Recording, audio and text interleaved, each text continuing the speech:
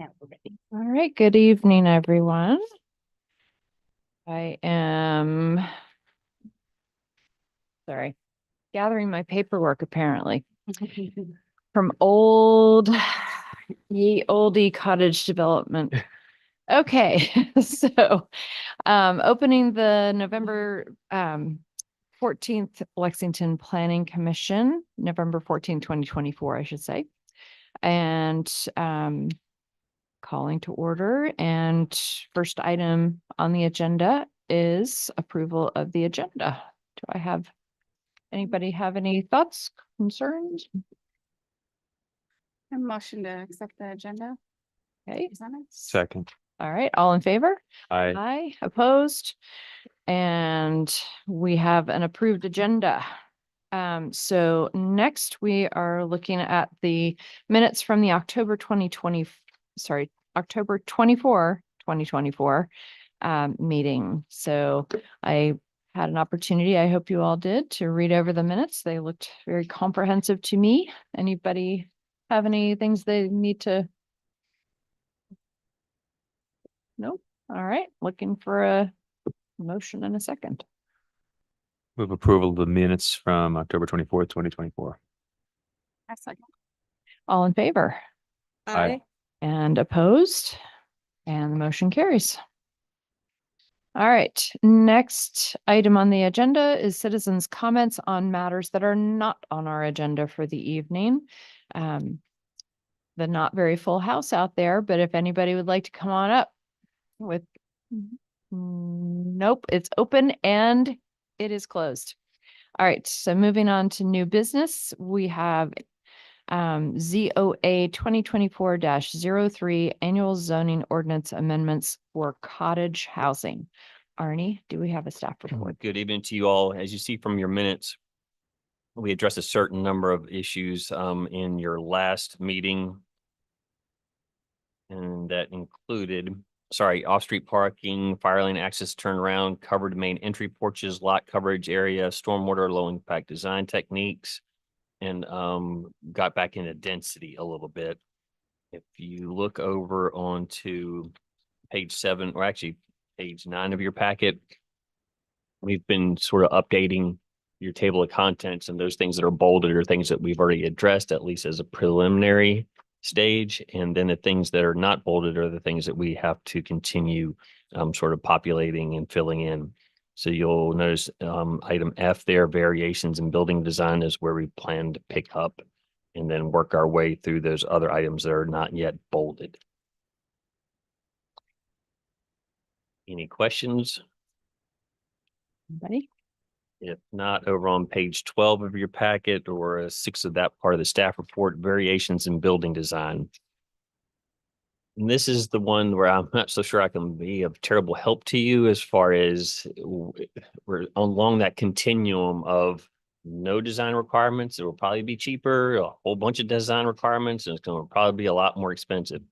But I can't tell you, if you say the trim has to be 3.5 inches, it's going to add so much per square foot. So we do potentially have some resources that we could reach out to, a couple of architects in town that might be able to help us. But I want to at least float it through or by you first to see where we are. So if we really don't, we want to keep these more affordable than not, and therefore we maybe don't want a lot of design rules and guidelines, then maybe we don't need to reach out to an architect to see what the incremental cost would be for this type of item or that type of item. So going through, and please interrupt with questions whenever you have them. Winchester is very detailed. So I'm just going to go through that quickly, just to sort of give you a flavor of what one of them on the more detailed side is. And then I think following that, Falls Church was one of the more simple versions. So maybe we can compare the two and see where we want to potentially end up.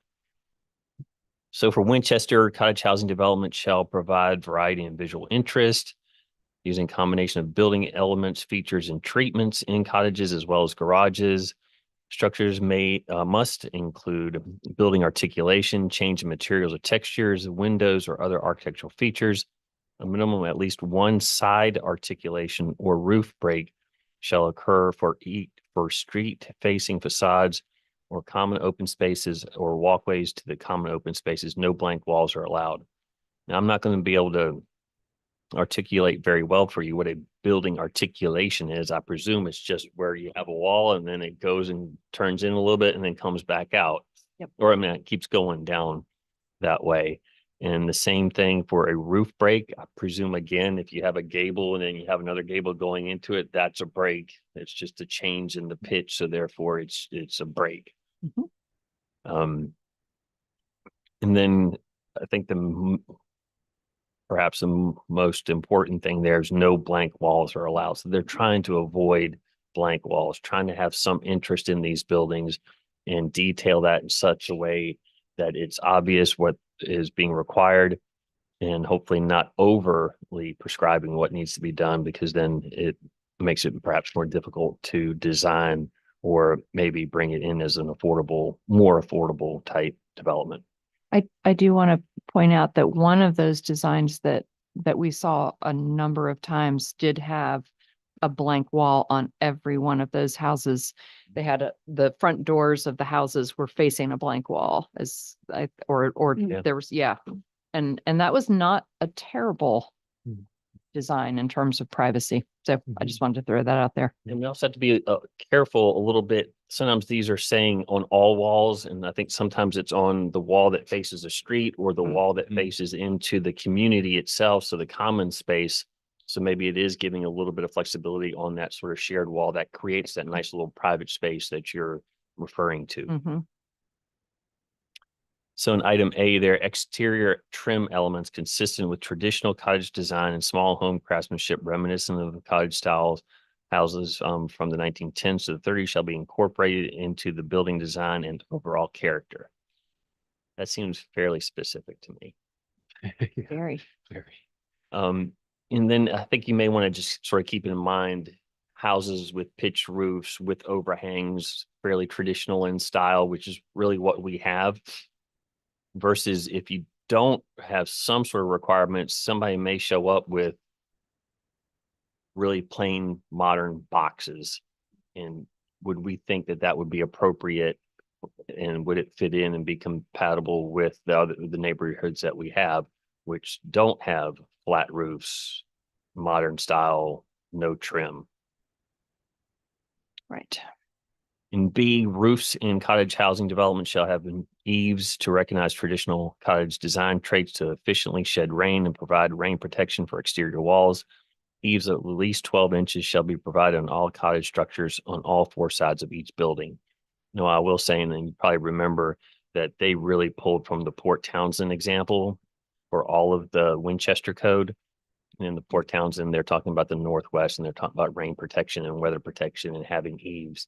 But eaves and overhangs are traditional, but they're also very, very useful for providing you some protection from the rain and not getting your siding wet and not being able to dry out, which is somewhat can be a problem if not detailed correctly on modern style houses. Mhm. C, changes in materials in a vertical wall shall occur at an internal corner or a logical transition, such as aligning with a window edge or chimney. Again, getting quite detailed. D, transition in materials on a wall surface, such as shingle or lap siding, shall be required to have a material separation, such as a trim band board. So you just don't want one siding to run into another type of siding without that separation being that trim board or that band board. Over on the next page, on page 13, item E, exterior wall material shall consist of wood, cement, fiberboard, stucco, standard size brick and stone, simulated stone, wood, stone, or brick may be used as to detail homes. So here we're actually getting into materials, which I don't think we have in many of the other ones.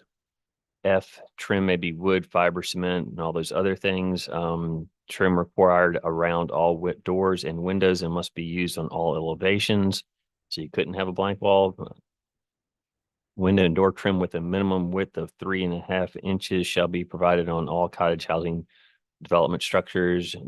G, departures from these standards shall be reviewed through an alternative design review process, which we don't have. just to call that out. Some of these mention an alternative design review process.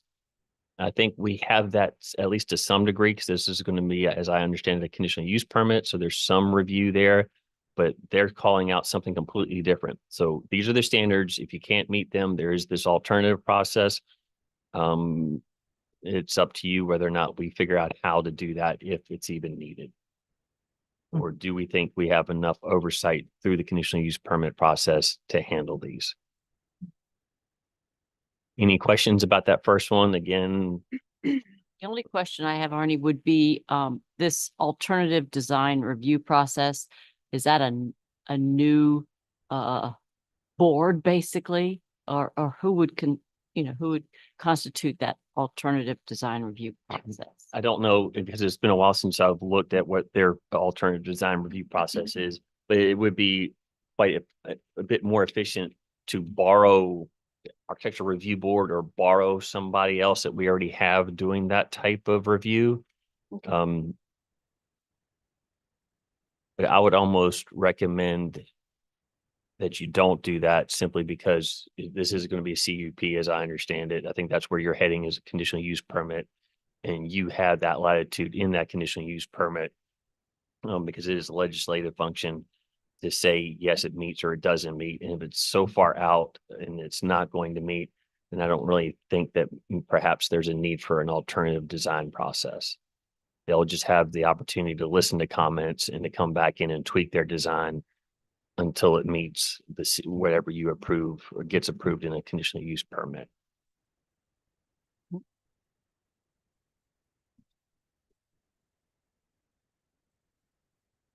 So just to go through the Falls Church one, just sort of do the comparison.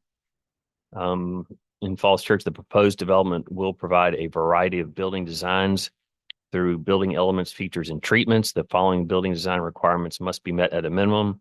But you'll notice the first one there is just about porches.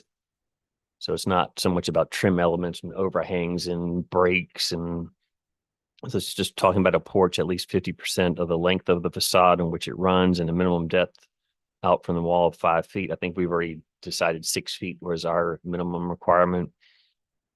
Porches may be roofed and screened, but shall not be enclosed by walls or glass windows, because then it's just an addition and it's not a porch anymore at that point. B, street facing facades and those facing common or community areas shall avoid blank walls and incorporate one or more of the following. So again, it's only one minimum. You can do more than one, but only one is required. Changes in exterior material and paint color. Windows which may include bay windows and or building modulation with a depth measuring at least 1 foot. So I would worry a little bit that you're only required to perhaps do one of those. Mhm. I think you want to do all of them. Okay. And then the last one, item 10, excuse me, units and other buildings shall be oriented toward each other or a common area as far as reasonably practicable, so as to create a sense of community. If we went something pretty simple like that, can we add in a generic statement saying you must use quality building materials instead of specifying the materials, just so if we get presented with something that is kind of shady, we have a leg to stand on saying. Do we want to give somebody who's reading that for the first time any idea what quality building Right, materials that's what I means found without subjective. going through the process of? Right. Well, I would rather not. I mean, I think vinyl could, if you're doing a affordable house, I think vinyl would be a fine Mhm. Exterior. But I guess, do you have I guess if you don't add a statement like that, do you have leeway as a planning commission to say, that's not really. I think you do, Quality, because okay. ultimately it's a legislative decision, and through the conditional use permit process, even if met all the requirements, as you know, you could still deny it. Okay. But I think the more direction you can provide without, if you don't want to be too detailed in it, Right. to at least give that indication that we're not looking for very cheap building materials. Because we don't even do this on a regular house, Right. right? You know, Right. True. Mhm. Right. Except in not even in the historic district. Well, when you're building a new building or a new accessory, but not in an addition. I'm sorry, I'm now reverting to residential historic districts. That would be the only places that we have those. But all the rest of the houses, which is the vast majority of them, we do not have those requirements, correct?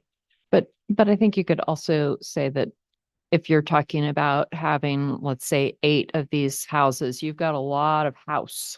Mm-hmm. So you're looking at a lot of whatever it is you're built out of.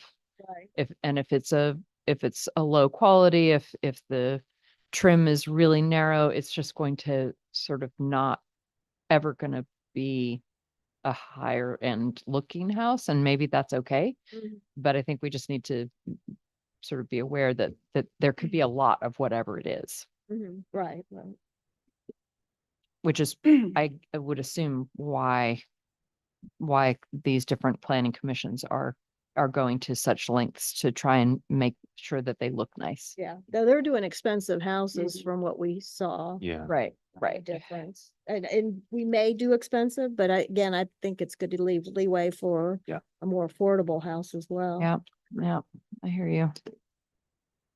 The only other thing I'm going to call out, and certainly not go through all the rest of them, but in shoreline example, one thing I kind of don't like, but you may like, on page 14, number 2, it says cottages with identical architectural designs shall not be placed directly adjacent to one another and shall be separated by at least one other non-identical cottage.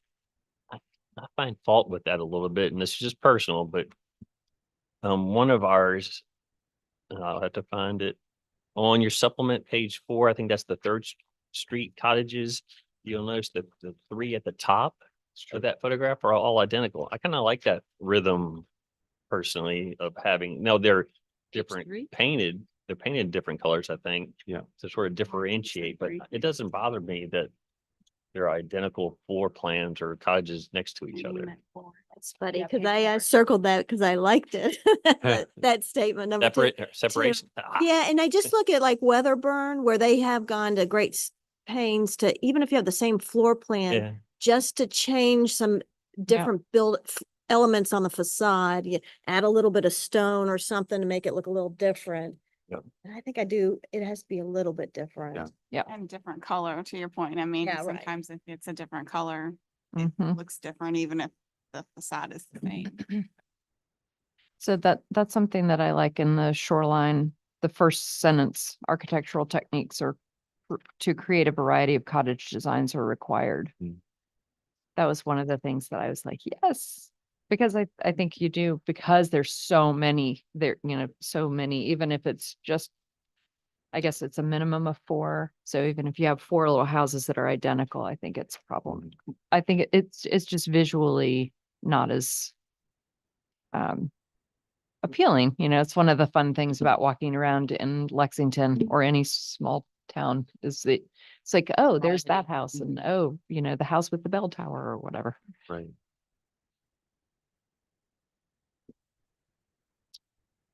So I wonder if could we start with the Falls Church and add a few things in? Good idea.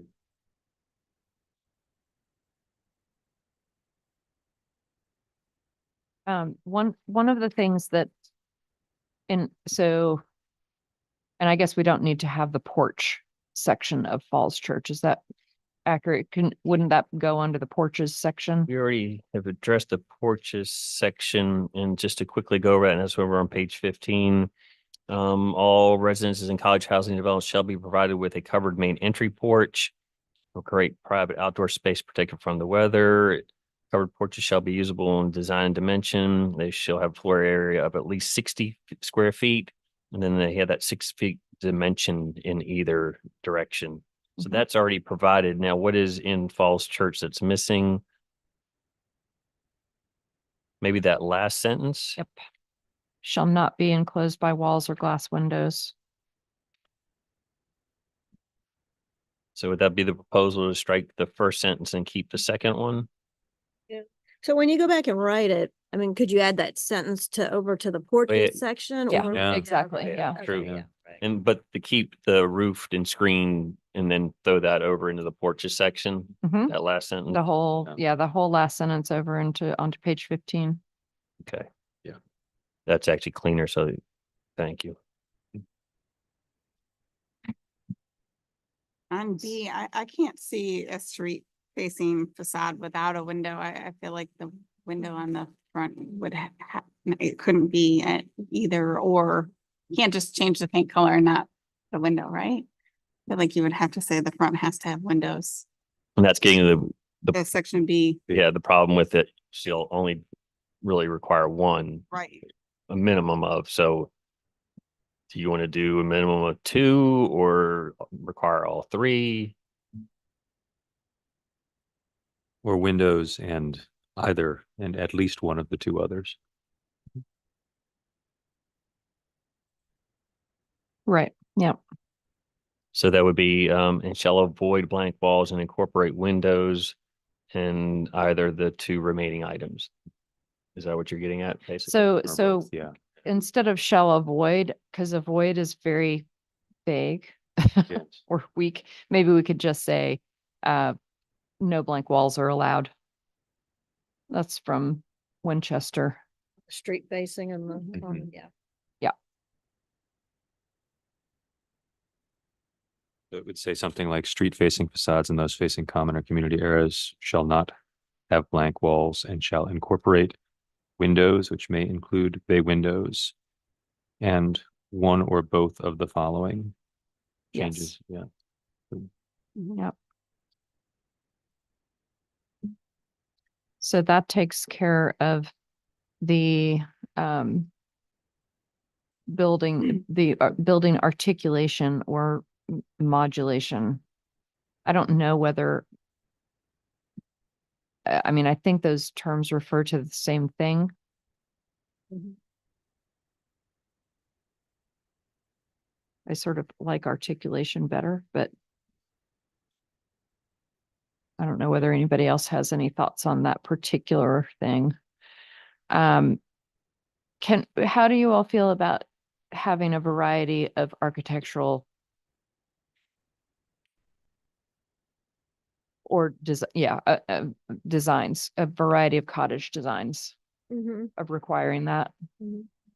So that's something from page 14 of our packet in shoreline C1.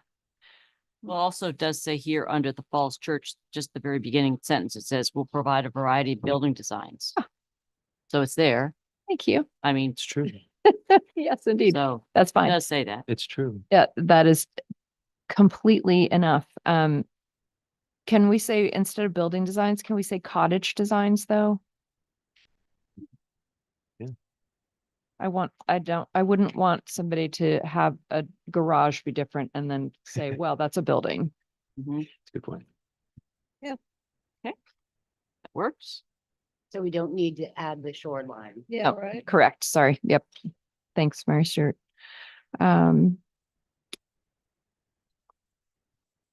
Let's see. What And do we about want to make any kind of statement about materials? And again, if we do, my preference would be to keep it fairly generic. So I agree, and I would say maybe it is to say high quality and, or, I don't know what the right uh, language is there, Yeah, but that's too What hard. about something that ties in with, because most of these are being proposed in areas that there's already a neighborhood there. Maybe it needs to be related to the materials that are already in the neighborhood. I mean, if the whole neighborhood has vinyl siding, maybe it makes sense that that cottage design group would have vinyl siding, or if it's stucco or brick, then maybe it'd make Well, I think that's a good idea. kind of tie into the existing neighborhood that's already there, so they're not Right. like an island of themselves within a neighborhood. yeah, it's a good idea. Mhm. something that's like Yeah. the building materials reflected of Of, Yeah. of existing building stock neighboring in the neighborhood. Neighborhood stock. something Neighboring homes, Mm-hmm. neighboring homes. is expected or required. I think at least reflective of it. Yeah, I should just say, should reflect. I like Right. that. Mhm. And I mean, within a certain distance, obviously Lexington, even if you drive, Right. some areas, are very different than the others. They have the mid-century ranches that are brick, or, the the Queen Anne's or, so I think, within a certain geographic area, not miles of Lexington, but yes. within the general area that the cottage housing. So is being maybe built. within, yes, Right. the immediate neighborhood maybe Right. is what you're talking Yeah. about, as exactly. opposed to even Well, Lexington. miles away. Or something. Yeah. Right. Any desire for overhangs? I would love to see overhangs, in part because it really does help with protecting the house. But also it makes houses look lovely. It's graceful. They're graceful. Could we look at Winchester, 1B? Roofs in cottage housing development shall have eaves to recognize traditional cottage design traits to effectively shed rain and provide rain protection for exterior walls. Eaves of at least 12 inches shall be provided on all cottage structures on all 4 sides of each building. That's assuming the 4-sided building. How about all sides? All sides, Mhm. yeah. But generally, is that acceptable for the requirement of overhangs and eaves? I think so. That looks Is that better. what they do down at Weatherburn? Do they have pretty good size eaves? I haven't paid You attention. know, I don't Yeah, recall. Yeah. I was just wondering. I don't think they have anything that's flat, so I think everything has an Okay. eave, but if I couldn't swear to you whether or not they're all minimum 12 inches or not, because they are fairly tight in there, so. Well, these are gonna be even tighter. I don't know if 12 inches is something we could. I don't know if 12 inches is something we can mandate, but It actually seems pretty standard. I mean, is it? well, I have a mid-century modern and we have, it's not cottage design, but it has at least 12 inches too, but it seems like most houses have. Do you want to say perhaps not so much a shall, but it's recommended so that if somebody shows up with 6-inch eaves in their design, that you have the flexibility in a conditional use permit to say yes to that? Or you just want to flat out say, no, it shall be 12-inch eaves? I would vote for sticking with 12 inches, just because 6 inches on a big house, that's like that. Yeah. That's this far out. It's not much, not much to protect under the eaves. And I do like big eaves, but why are we gonna focus on this? Just I think it's because we like the style or? I think it's a look, but it's also providing a little bit of protection for the homeowners that, that Does that change anything with like the 1.5 story? Like if the roof is steeper? Is it harder to have? I don't know how roofs work exactly, but I you think know what that- I'm saying? Like if it's a 1.5, like obviously the roof is kind of half of that top, right? Does that impact it? I'm not a builder, but in my mind, if you have a steeper roof, then it's easier to get the 12-inch. Okay. It's not sticking out as far, but it's easier to get the 12-inch Right. overhang simply because it's Going down. it's not projecting as much. So I think it's less of an impact and easier to accomplish on a steeper roof. That sounds logical. I'll take it. So this would then preclude flat roofs. Definitely. Well, that's good. would it? I don't know how you do. Well, I guess you could do some Just- sort of, I've never just seen goes it. out. Yeah. I grew up in a house flat that's roof like, with yeah, with some- pretty much flat roofs. Okay. They just are, it's actually, it's about a 2-foot overhang on that house. Have a modern looking. Yeah, it's a modern house and yeah, they're great. They provide lots of shade. Mhm. I think we could also, if we look in this, the first part of the sentence, shall have eaves to recognize traditional cottage design traits to effectively shed rain. I don't think, Yeah, we don't need that. To recognize traditional cottage design traits. But shall have eaves to efficiently shed rain and provide rain protection for exterior walls would still make sense. And then my favorite, do you want to consider, as you did in shoreline C1, but to keep C2 so that they cannot be identical side by side? Hmm. I think that makes sense to me. Anybody else? Where are we now? I like that. Page Sorry, I 14. Jumped over to page 14 and the shoreline example, we've already pulled from C1, some of that language, or we were going to, and then realized I had it. But C2 specifically has the cottages with identical architectural designs Mhm. shall not be placed directly adjacent to one another. I don't think we need that. If we're already stipulating that we want a variety of cottage housing designs, right? Just like we saw in the example here on page 4 of the packet. That's sufficient to, But yeah, it just seems like it might be over designing to insist that you couldn't have. I don't feel strong I on don't either, like like if either. others disagree, but I guess my thought is that we don't need to overly constrain developers who are trying to think about how to envision a project. If they could come to us and say, here's a design of a lot of a development. And yes, there are some cottages that are identical structurally next to each other, but the broader range of them shows variety. That would be Mhm. satisfactory. Am I making any sense or? Yeah, or if it's a 4 cottage housing, can any of them be the same then? Like, if that was the case, That's a good point. like if it was. 4, then they Yeah, all they'd have to be all different. different. Yeah, And exactly. that doesn't really make sense. Exactly. It seems too strong. Yeah, Then you'd have to say every, like, all 4 of these have to be different. right. They'd all be adjacent. So it sounds like consensus of no, not. We don't need to require that they be placed adjacent. Is that what I'm hearing? Shall not be placed adjacent. Yeah, we wouldn't say it. Okay. We wouldn't have it in there. I'm Let's- very confused now. Sorry. So I So, can read- so You want to sorry, restate it? You want to restate it? we just would not have anything.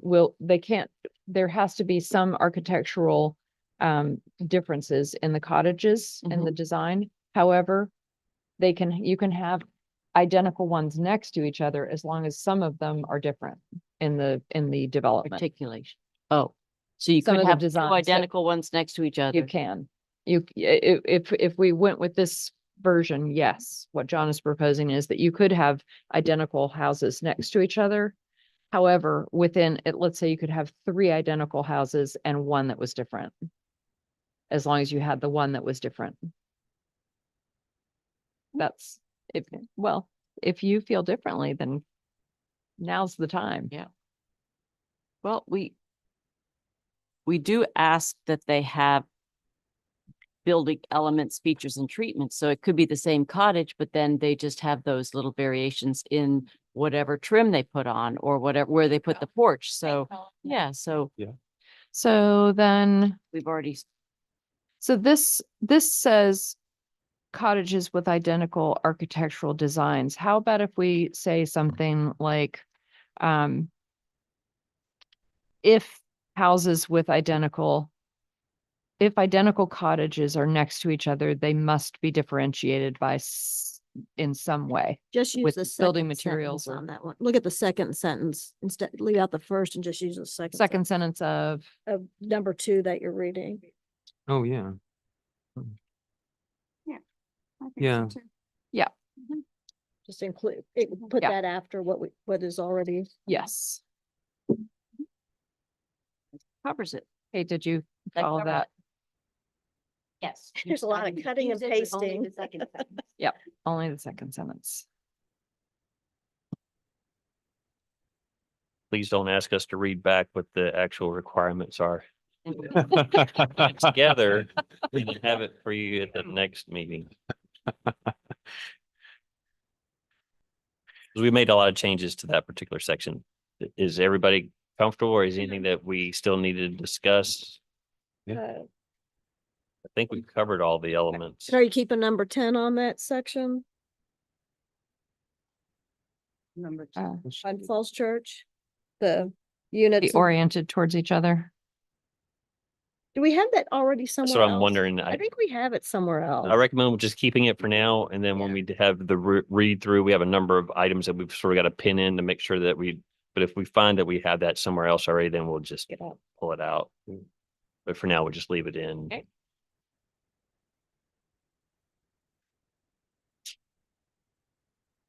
So the other thing that I think is actually really nice is under Winchester, number D, or item D, 1D. Transition in materials on a wall surface Mhm. such as shingle or lap siding shall be required to have a material separation such as a trim band board. Because if you don't have that, it can look very strange. It adds to that cottage look that And you're yep, trying to achieve, and otherwise it would be more of a modern look right. without it, for sure.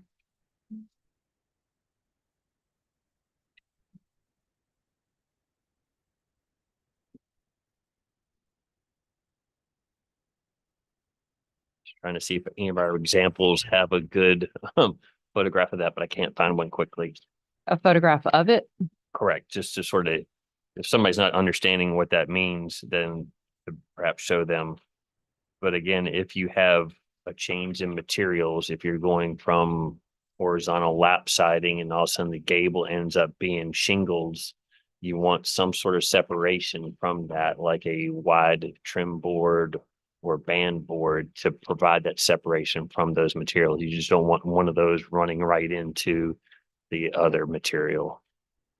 So I'm just looking at, so back to Falls Church under B1, changes in exterior material and paint color. That's within a building, correct? Almost two facades, the street facing or the common. Yeah, so I'm looking at these pictures. And okay, here's one that has a change in material. This is this one. Yeah. It looks like it does not have a change in material, but it actually does. This is horizontal. And these are vertical. So that's this one. Look vertical. Which one are we looking at? But the roof is breaking that up. The Right, roof yeah. breaks it up, Mhm. but then if you look at this 2-story one, the other red one, this one is all the same Mhm. and it is cute as a button. So I don't, maybe we don't, I don't know. Do we have, do we need that? I guess is the question. You don't want to have too much, like you want them to feel like cohesive houses too. But those houses have changes in articulation or. Right. But if we're requiring 2 of these. So we're requiring just one of them. Is that right? We're trying either changes in exterior material or building modulation. Yeah, But we had the window part in there. like Right. you The must window have is the window part. required. Right. Yeah, maybe. yeah, when you were talking before about, you saw some that didn't have windows, were those on the sides? Yes, those are the ones that we've talked about a lot. Sorry, this one. Yeah, right. This one. They have an entire wall facing Yep. that has no windows, Yeah. Which on the side, that's fine, but yeah, I don't, but not on either end. Three sides of these buildings have windows. And they're also making up for that blank wall by putting skylights in. Right. Mhm. it looks like they all have articulation Oh, yeah. too. Yep. So I think they're okay. Yeah. I Yep. think we're demanding too much. All right. I'm ready to move on. Anybody else? What'd you decide on the having the band board? Is it necessary or not really? I like the band board myself. I can go either way. I have seen like a brick hat in the upper parts. Siding, right, yeah. My house has that, but it does have. Have a band board, band yeah. board So I guess between it's from more of the a modern stake one. To the brick. Yeah. Yes, agreement. I I don't feel strongly, so I'm fine with whatever. Can we put it in there as a placeholder? That'd be great. And then we can reconsider. Looking at, we don't have any that show band boards. So Winchester. And maybe you don't, I'm sorry. Right. Winchester D. No, sorry, I'm looking for pictures. I'm asking Yes. for language. Oh, That's the one that she wants as a placeholder. Yes. Correct. Yes, Yeah. sorry. right.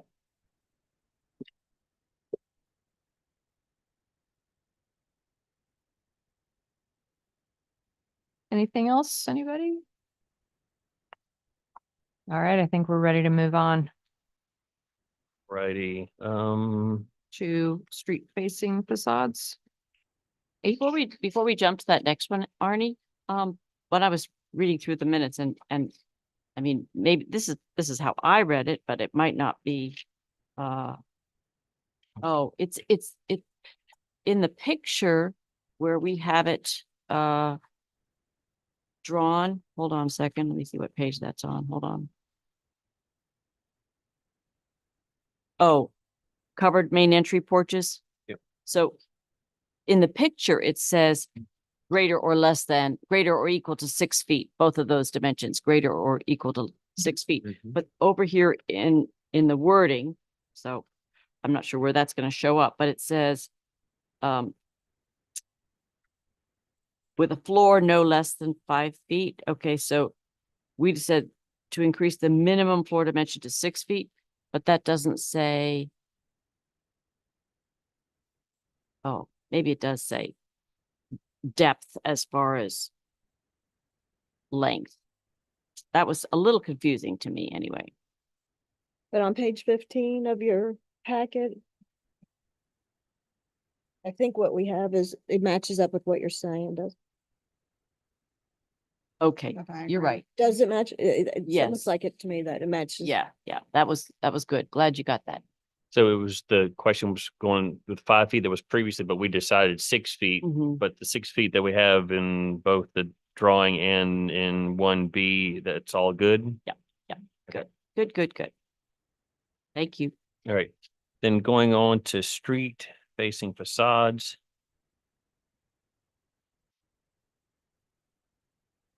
We have a number of items for you there. What do we just do? Repeating or? Well, we're talking, I think we're talking about, previous one, materials, design overall, and now how just, there will be some overlap, but how it specifically handles or how it faces the street. And you're talking about the street in the neighborhood, correct? Actually, I think I'm talking about, and then let's make sure we make that distinction as we're going through, but I think they're talking about the main street, not with internal driveways or anything. I think they're talking about the street. Mhm. So we're kind of, But is there going to be a street running through the middle? I thought Like facing Walker Street or Houston. No, Oh. that's why he's saying street. so as an example, if we go back to Third Street Cottages on page 4 of your supplement, the way I took this, and we need to make sure that we're all on the same page, is that the street is to the left of this development and the two houses are actually facing the street. That driveway that comes down by the brown building and the green building, the brown building being that community building, that's a drive aisle or their driveway. That's not a quote unquote street. At least that's the way I've interpreted this the entire time. They're trying to put some additional requirements on how these things face the public street. Mhm. Yep. But as we're reading through this, let's make sure that that is indeed the case. Perhaps just to start again with Winchester objective, the street facing facades of cottages in a cottage housing development will contribute to the neighborhood by including attractive design details such as windows, changes in materials, and views of front doors or porches. The main entries of such cottages will be visible from the adjacent streets to provide visual pedestrian connection with the surrounding neighborhood.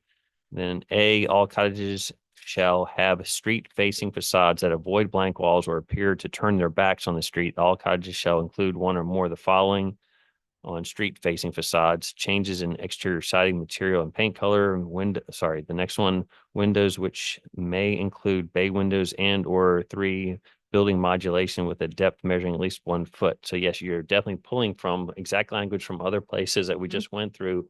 But I think they're trying to make that distinction where this new development faces the public street.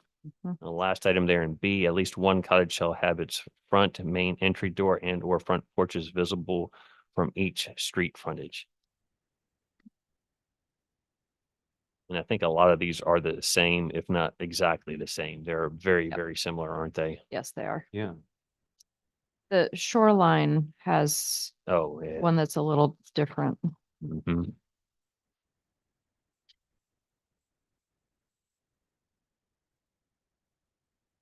And some of that language in shoreline in A2, for example, shall ensure privacy between cottages, that we've already gotten that in another section.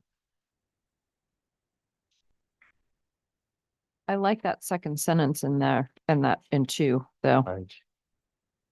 Cottage orientations, window locations, landscaping, and staggering cottages are examples of strategies that support privacy. Sort of like the same, it serves a little bit of the same purpose as having the objective up front,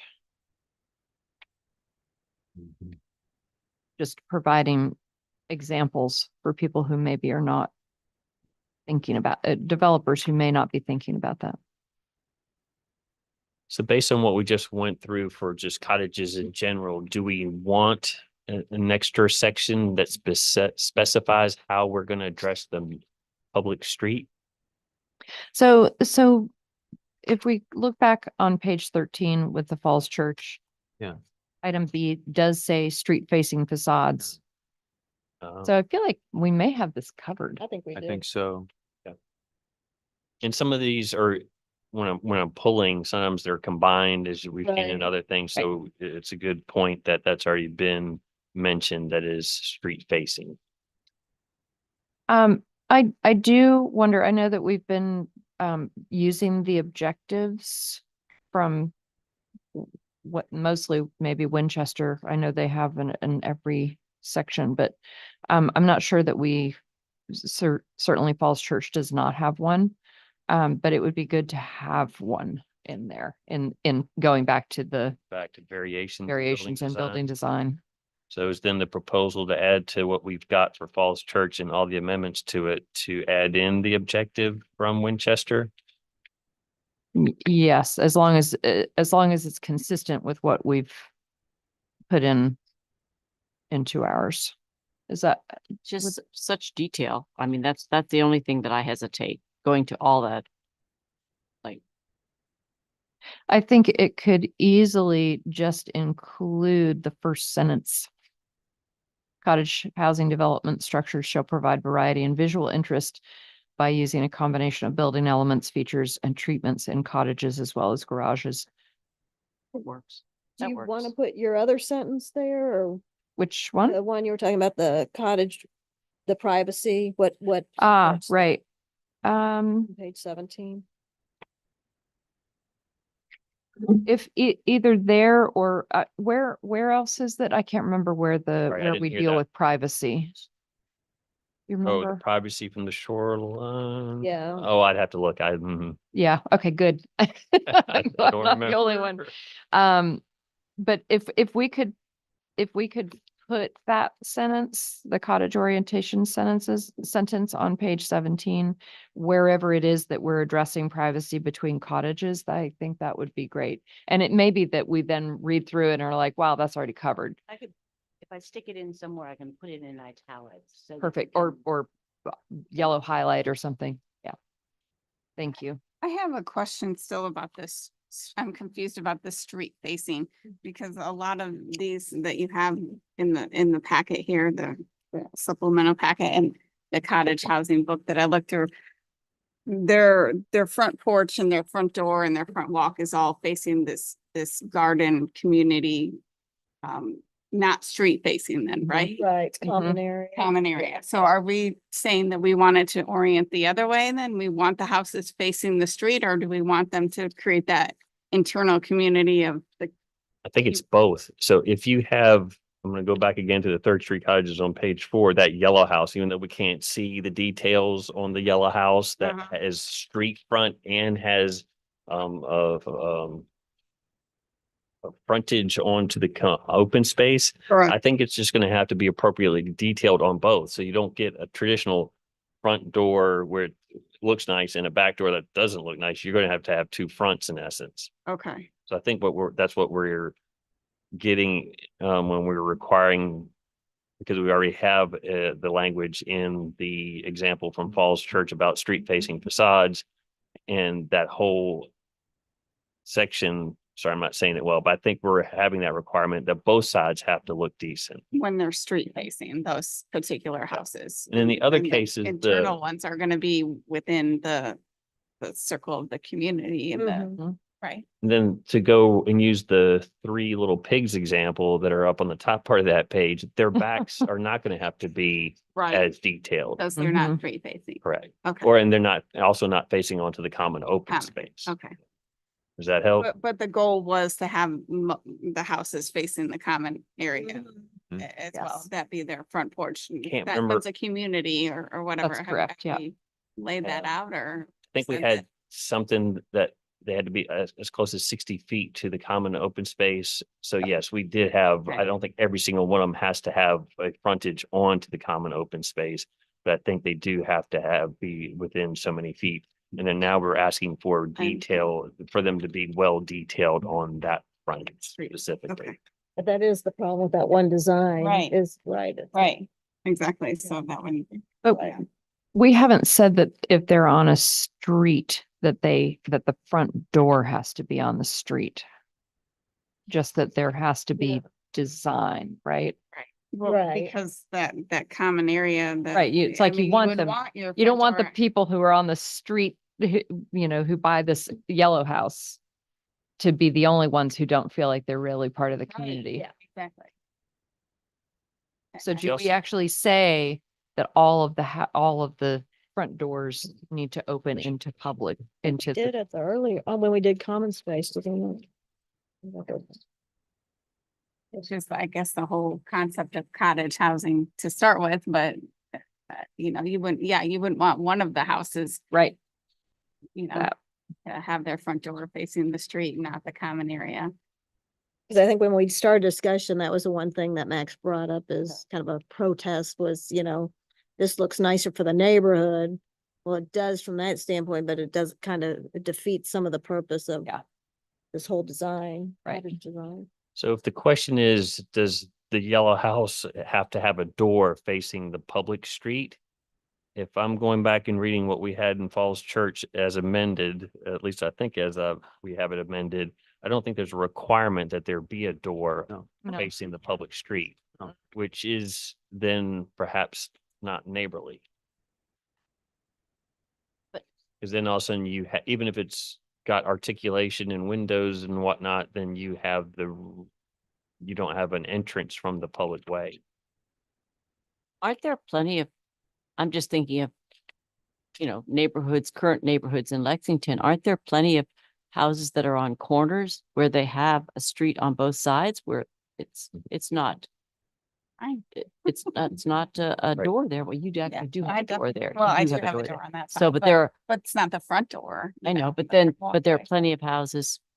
I don't think they have a door on both sides. Yeah. So Yeah, I think that's one thing we would be missing if we didn't. Not saying that we have to have a different section again just for street facing facades, but it is a good point to bring up.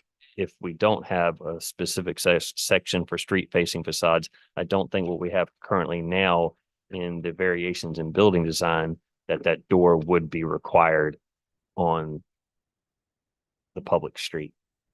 Are we saying we want one on the public street? There's a question perhaps on, So I don't think it's, yeah, no, but Winchester actually gets around it sort of cleverly. They say the street facing facades of cottages in these developments will contribute to the neighborhood by including attractive design details such as windows, changes in materials, and views of front doors or porches.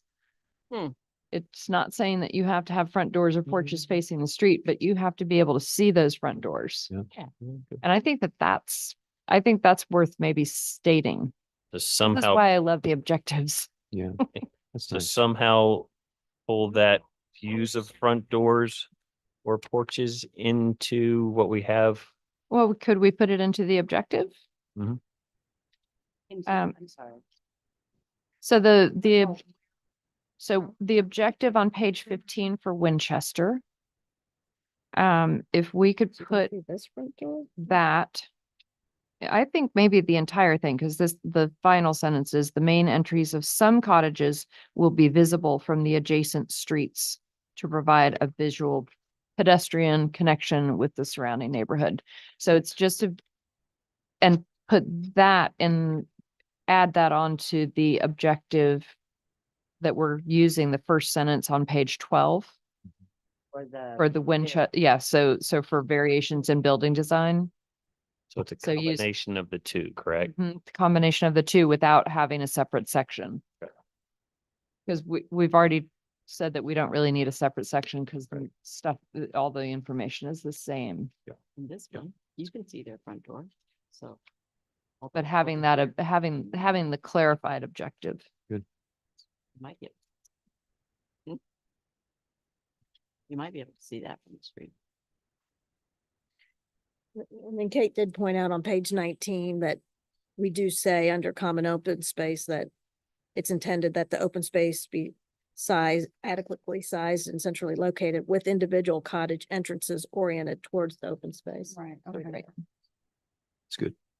Great. So that takes care of the orientation, and then this will take care of making sure that people can see these front doors so that they know that there's like, oh, there are houses in here. They Yeah. have front doors. I can go and visit those.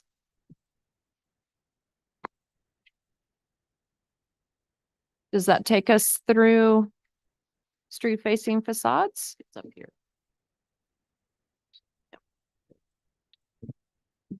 Anybody have anything else they want to? All right, Arnie, what's next? I think tree conservation is next on page 21.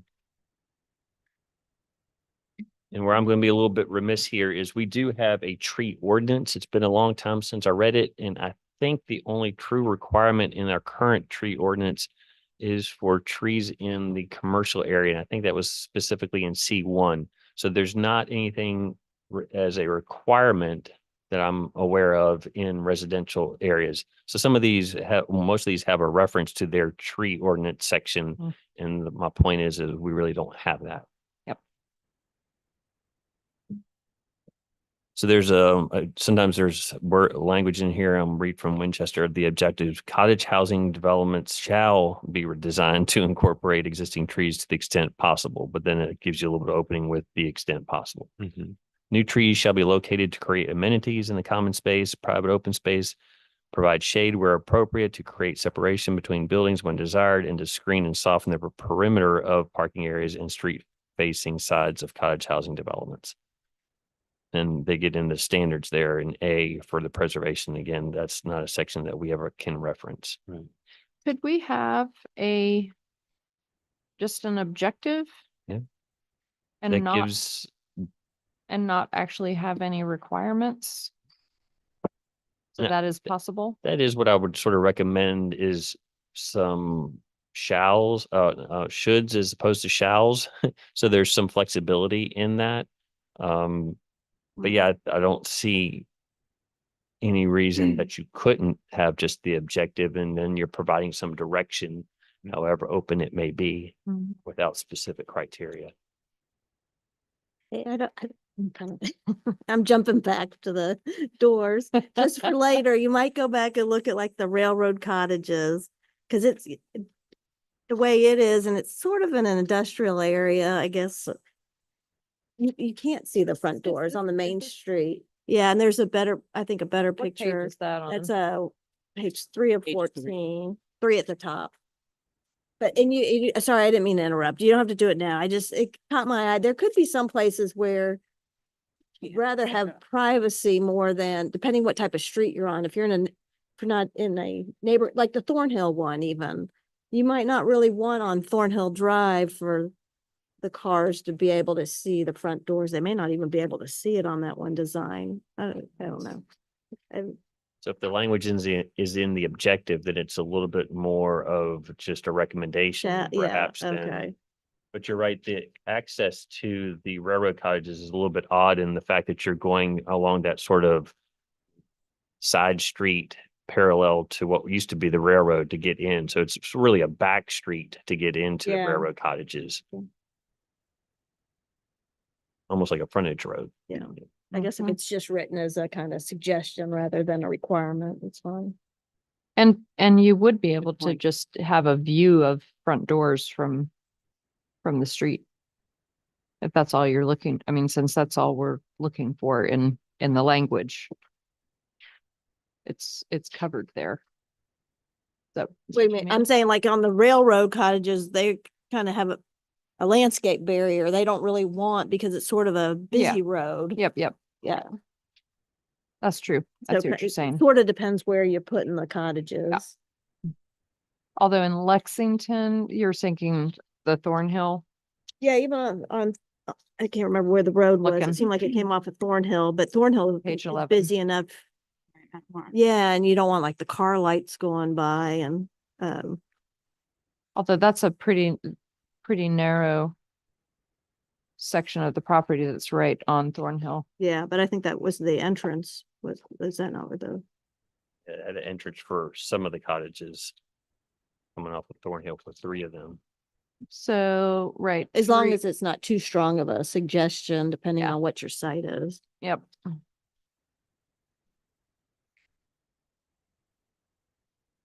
Sorry, you can go back to the other. I just. Good point. It is a good point. And that's actually what we're going to ask you all to do once we get this sort of as a draft. So when you start reading through it and looking at your examples and figuring out if we put shall and maybe it should be a should for the reason that we just had as an example, that's sort of the calibration that we're going to need when we have it all together as a draft to really go through it, bounce it off the examples that we do have. Right. All right. Back to trees. Yeah. So the proposal is just to use the objective and to leave it at that. Any heartburn there? It's good. Yeah, I don't see how we can do much more than that. I think it's a worthy endeavor to, consider whether we want a tree ordinance. However, since we don't have one, I don't think there's a great benefit to bulking this up. And if we're okay there, stormwater low impact development techniques. Quick question about the Sure. tree. So if there are trees that are very clearly dying, they can get rid of them. Like that's at their discretion, right? Okay. Cool. And then, quite honestly, just between us, folks are gonna take care of their trees before they submit the proposal anyway. Yep. We've already seen that. Yeah. That happened. Trees are like heavy business here. It's crazy. Yeah, Yeah. right, exactly. So, yep, stormwater over on page 22, low impact development techniques. Again, this you might want to be careful on the shalls versus the shoulds. In most cases, we're already going to be fairly tight in these sites. And then where are we going to be able to do rain gardens and other things? So it's up to you. I'm not sure if we use the example we just had of perhaps just the objective, or if you want to also include some of the other items that are listed in here to help mitigate some stormwater impacts.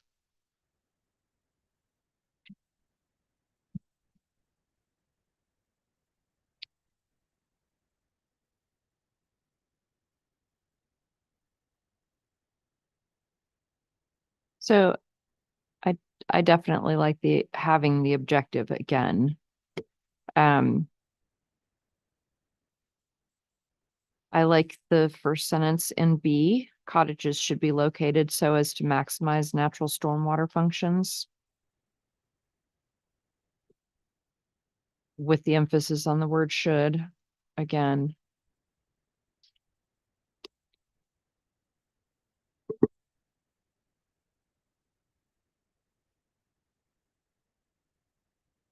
But yeah, I don't, I mean, do you just take all of Winchester and where we have shalls, just put in shoulds? Is that sufficient? I actually like what Shannon was saying, just take the objective and that, maybe that one sentence, not the whole thing. You weren't saying take the whole thing, just take, yeah, right. Okay, so the objective and that, sorry, was that sentence 2 in B? the Oh, first and A. sentence in B, Want to just add it to the end? you know, Mhm. I mean, we could also put the A also, as long as we use the word should. Low impact development techniques for stormwater management should be used wherever possible. And then there's some descriptions directing, that providing that information, I think is helpful to people, just sort of to say, oh yeah, these are things that I could do. That's not that hard. And as long as we are not directing them, but suggesting, it seems like a little bit more is better. Okay, so if I'm understanding correctly, that would be the objective in 1, all of A except changing the shall to the should, and then the first sentence of B. Yes. Yep.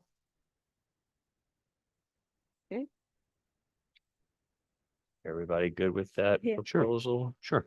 Yeah, I'm fine with that. I'm just, when we get into we're starting to talk about a stormwater fee. And so some of these techniques like the rain barrels wouldn't count as stormwater mitigation, but it's Right. just so they know, we Mhm. consider it good design, but you're still gonna be charged for. You're not gonna get a Right. credit. Yeah. And is there anything that you're seeing that we should be adding in here then? No, not as far as requirement goes. Yeah, yeah, I mean, yeah, for a regular house, what size lot do you have to get into before you get into any major stormwater requirements? Is it Oh, acres? you mean for like land disturbance permits Yeah, and that kind of right. thing? I think it's an acre for residential, but don't hold me to that. But That's big. so I don't know the answer Okay. specifically. But they're gonna have to do. No, it's 10,000 square feet of land disturbance before you have to get a land disturbance permit. So I imagine all of these folks that doing these types of projects will have to get a land disturbance permit at a minimum. Erosion sedimentation control and all that. What I was struggling with a little bit is how are we going to calculate this? If it's a condo type development, even if we know what the impervious area is, and so far we've been dealing with individual lots with the house and the driveway and whatever else impervious areas on it. But it's going to be interesting for us to figure out when we do the stormwater fee, how we're going to break it down for a development like this. Yeah. And apportion it out to each of the individual homeowners if they're condoed, but I'm And sure so there's a way. Yeah. So it's just a fee that they're gonna have to pay? Is that Right. right? They don't have to do anything. No. Yeah, okay. There is this idea that you can get credits. So if Yeah. I wanted to, let's say I had a driveway that was asphalt and I wanted to take it out and do it in the correct way, which is an engineered solution where everything gets scraped out, put in the appropriate amount of sand, the appropriate amount of rocks or gravel, and then put in grasscrete paver things. So it's an engineered solution. And I've now got something that was impervious is now pervious. But what I was told was your credit would be next to nothing. So it's a lot of expense and the Mhm. fee is not going to be that great. So you're going to do a lot of work for very little return potentially for these credits, but there will be credits available. But on something as small as what we're talking about, even smaller now, I don't think there's going to be a whole lot as far as credits go, as far as we understand, at least Too at the bad. beginning part of this stormwater fee process. Okay. Thank you. So are we good with stormwater then?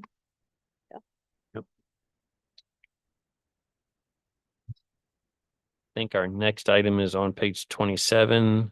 26? Oh, sorry, Have we done? 26. Yeah. Exterior lighting and heating, cooling equipment. I think you will again find most of these are very similar.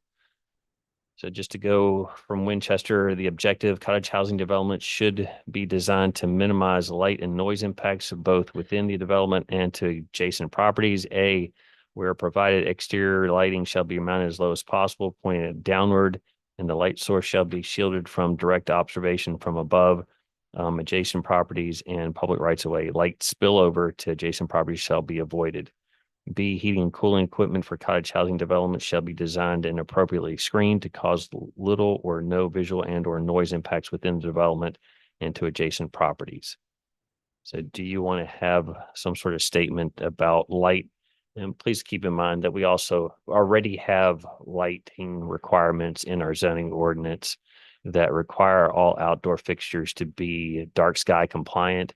There is one exception, well, there are several exceptions, but one of the exceptions is for security lighting, and I can't quote you, but I can look it up. Yeah. You can have security lighting that is not dark sky compliant as long as it's on a timer and it shuts off after 5 minutes or whatever the standard is. Right.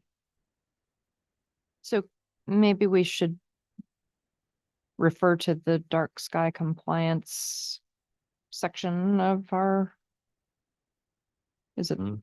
our code? Is that what it is? Mm-hmm. Yeah.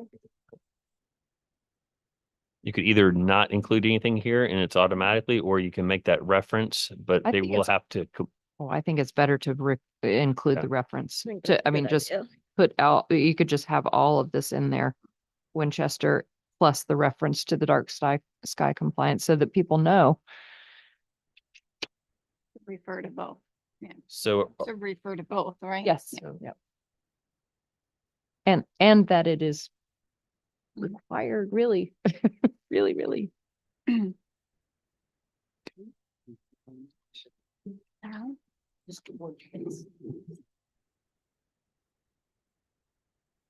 Item B there,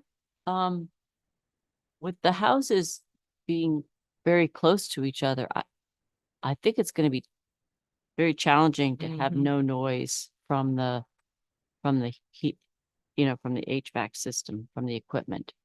Well, it says little or no. yeah. And hopefully the folks that are designing this are going to get the better equipment to spec out the better equipment so they don't have really loud units that's just going to Oh. drive everybody crazy in that development. Mm. So there is one section of the shoreline that I really liked, which was the prohibited lighting. Um, and some of this would be covered, but I'm not sure all of it. But so particularly number 3, flashing, blinking, rotating, and strobe light illumination devices. I know that I've seen some holiday lights that where people project snowflakes Mhm. or whatever up onto the sides of their houses, and that seems like it would be good to just point out that that's not allowed here. It has that as an exception below it for holidays. Except for outdoor searchlights and strobes. Ah, Sorry. yeah, I'm not sure that I would. I suppose that I guess I would say this, well, strobe lighting would be right, is that what strobe lighting is? Like The- those ones Yeah, that flash for flashing. Halloween or, Strobe is Right. on, off, on, off. Yeah. On off, yeah, okay. like a blinking. And people. And then do use those for- rotating is, yes, obvious. I agree with what you're saying, but I'm wondering if the HOA rules would probably be better suited to have some, to talk about that. but I No. agree, when you're in a small community. All right, But- I'll back off. Maybe we'll just stick there. But what about the first three though, that you mentioned though, are not, well, I'll quickly read to you what we already have in the exterior lighting section, which Yes. is Article 15. Talks about dark skies and general welfare by controlling the spillover light. But then there's an applicability section, which has a subsection for exemptions. So in the exemptions, the following uses, activities, and development are exempt from the exterior lighting standards of this section. The first one is FAA mandated lighting associated with the utility tower at airport. 2, lighting associated with the United States flag, because that has to be lighted in a certain manner. Holiday lighting, provided the lighting does not create unsafe glare on street rights of way. Okay, Four, security lighting controlled by sensors which provides illumination for 15 minutes or less. 5, battery powered emergency lighting. 6, architectural lighting of 40 watts incandescent or less. 7, the replacement of an inoperable lamp or component which is in a fixture that was installed prior to the date of adoption of this section. 8, the replacement of a failed or damaged fixture, which is one of a matching group serving a common purpose. 9, string lights, and the last one is gas lanterns. So I don't know if that helps with, That's already in our ordinance. that's already in. Yeah. And then you probably have the additional protection of what's going to happen in a HOA. okay. I'm satisfied. Thank you.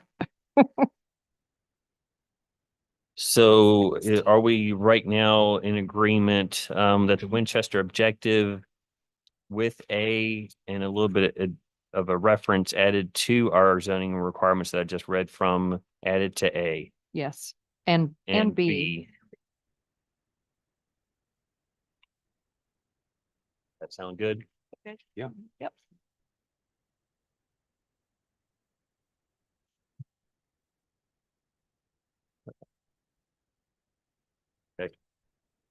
So S, required separation of cottage housing developments on page 28. And this is the idea, if you already have 8 or 12 of these in a cluster, or maybe 18 in RM, if I remember correctly.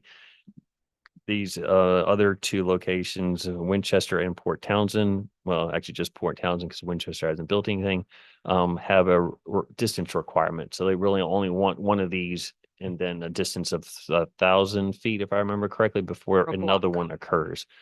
So that you don't have too many. I think we kind of broached this a little bit before, but let's say you have a larger parcel that you could comfortably fit 2 of these on. Would you prohibit that? You would prohibit that by putting 1,000-foot separation. And would you want to do that or not? So we have, so the properties in Lexington where this could happen right now would be where? So we've got the one over on across from Moore River Middle. That would fit more than in the more than one, right? Walker Street, Yep. Walker Street one. Yes, Walker Street. And then there's Thornhill. So Thornhill, Walker, the one that we have as an example on North Randolph Street, are all only large enough for one. But I think the one that you're pointing out on Waddell has the potential for more than, and when I say one, Yeah. I mean one cluster. Yep, Mhm. Of yep. 8 to 12 or up to 18 if it's RM, because if you're talking Is that about, RM? you're talking about directly across the street from, that is RM. Yeah. And I think we had up to 18 in a cluster for RM. And then, yeah, I think that's right. And then there's also the VDOT property, right? Yes. Yeah, that and in the Spotswood too. And Yeah, Spotswood. right. So how many could fit on this? How big is Spotswood? Spotswood's a little over 2 acres. 2.3, I think, acres. So then how many how many of these 18, let's say 8, well, that's R1. Maximum, right? So the maximum in R1 would be what, 12?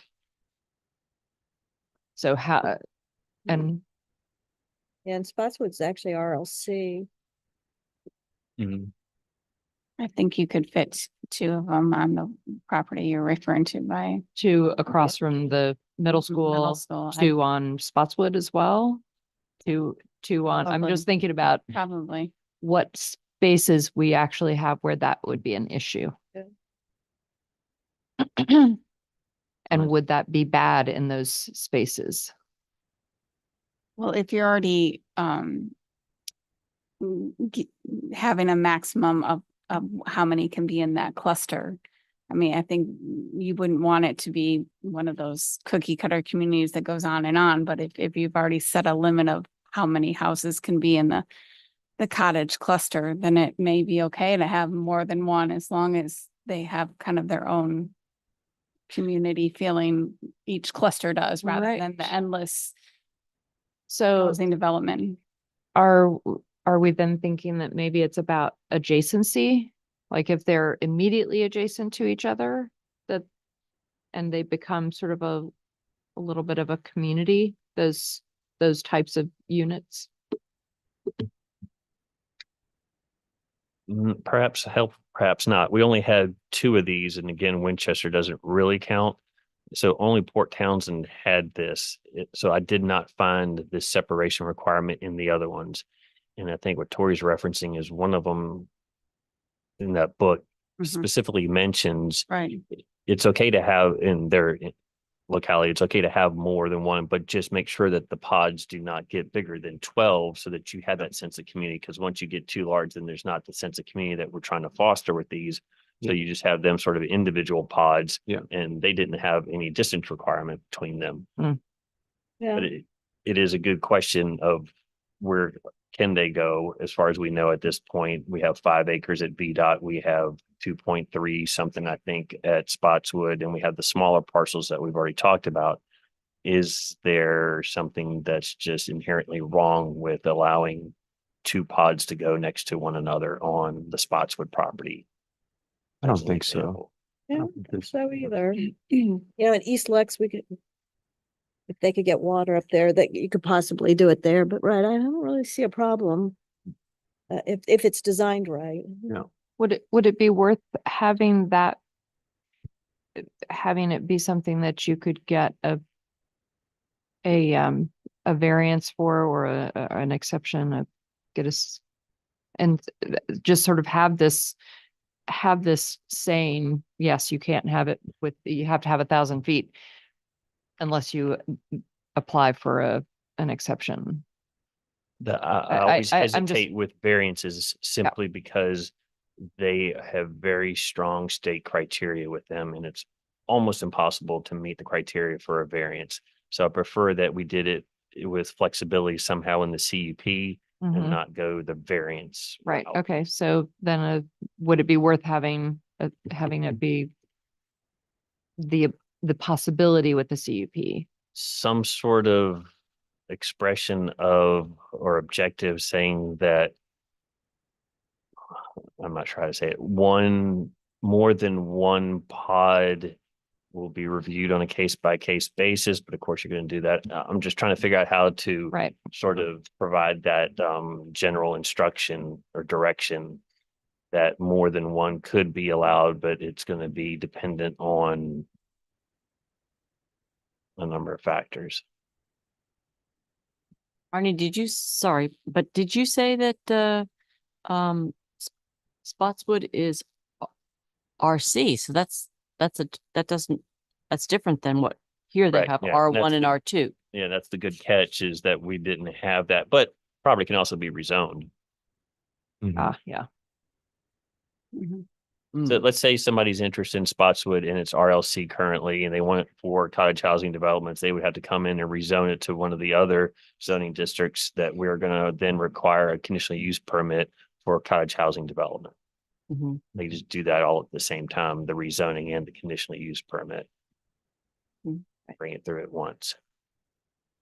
I'm not sure that we need to make a statement about this, because I don't feel strongly about this either, but I'm just trying, it doesn't seem like the scenarios in which we're running into the problem where you need the rule are Mhm. going to be very frequent or likely. And the couple cases we've been able to think of that you raised, it seems like we think as long as it was designed nicely, wouldn't be too big of a problem. Right. I'm wondering if we really need to have something that specifies. Maybe not. I would agree with that, yeah.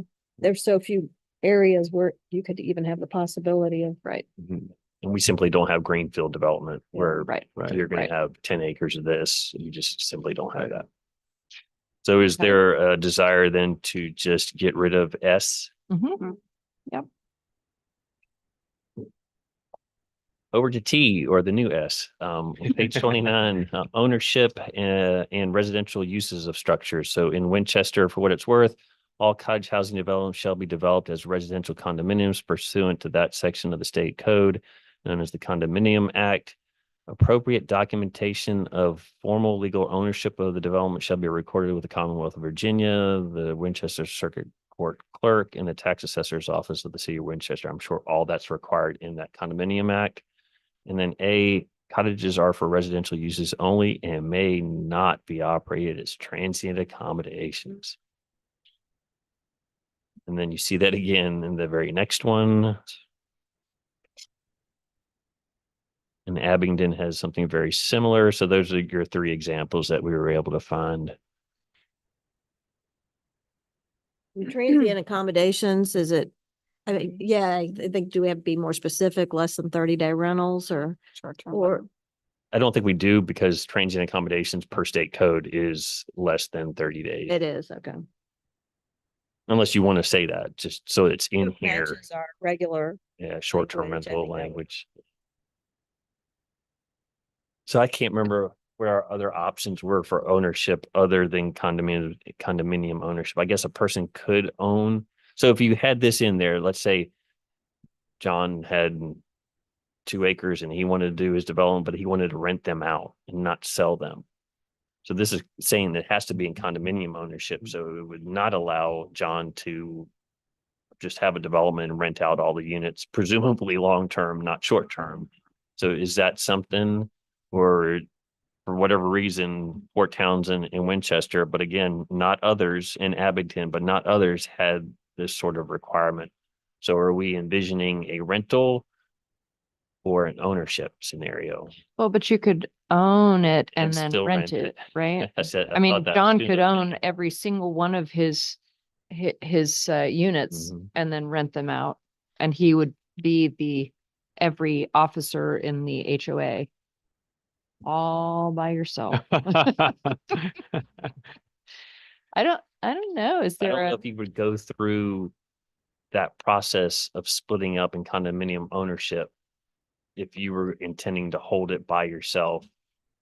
So that would be a whole process and expense, but you could still do it, I'm sure. right, but this is requiring it to Mhm. have an That's the HOA. point, right? What are the advantages Yeah. or disadvantages? Well, that's, I think, what we're trying to go through. Yeah. If it's condominium ownership, then the presumption is you're splitting them up. So each, at least footprint and maybe some private space goes with each cottage. Mm-mm. And most of the times you're only going to do a condominium, I would think, is when you're trying to sell it off and make your money back. But you could potentially have one owner condominium it, still own all of them, Mhm. argue with yourself during all your board meetings. Mhm. And then it's still under one unified ownership for all intents and purposes, even though it's been broken up into pieces. If there's no HOA. I having lived in an HOA, like there's gonna be a shared parking lot and a shared common space, right? Like without an HOA, how does that? You know, who's maintaining and controlling? Because the HOA is what says that, right? What says like, Yeah. okay, everyone's responsible for the parking lot, everyone's responsible for the common space, right? And then it's split out among your HOA fees. Couldn't, it seems like you would only be able to have either have one owner of the entire thing, whether it's in an HOA or not. Or you have an HOA and every unit is owned by whoever it's owned by. Mhm. But you can't have, I don't see a way that you could sell off a house and a portion of the land. I don't see how that would work. Because of those issues that. Not that without Chris brought up. doing the condominium. Yeah, right. Yeah. Not Right. without doing the conduit. That you have to do this, the condominium, yeah, right, I agree. So maybe we just leave it there and if John decides that he wants to be the owner, he's gonna have to form an HOA with himself. I support that.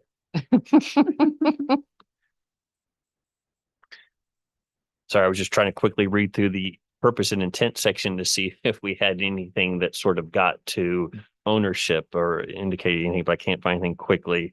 So sorry for that.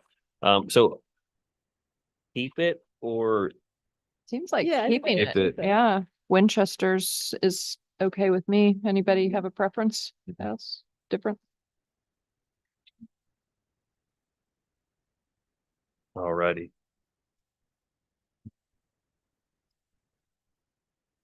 Alternative site design. It is possible that an alternative design may fulfill the intent of this article. And this is where I struggle because I don't know how we're going to do the alternative.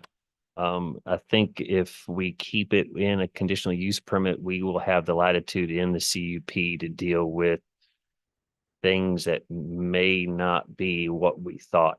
And then you can see on an individual basis if it's acceptable in that scenario or not. So Mhm. you'll retain that flexibility that they were obviously trying to provide in an alternative process.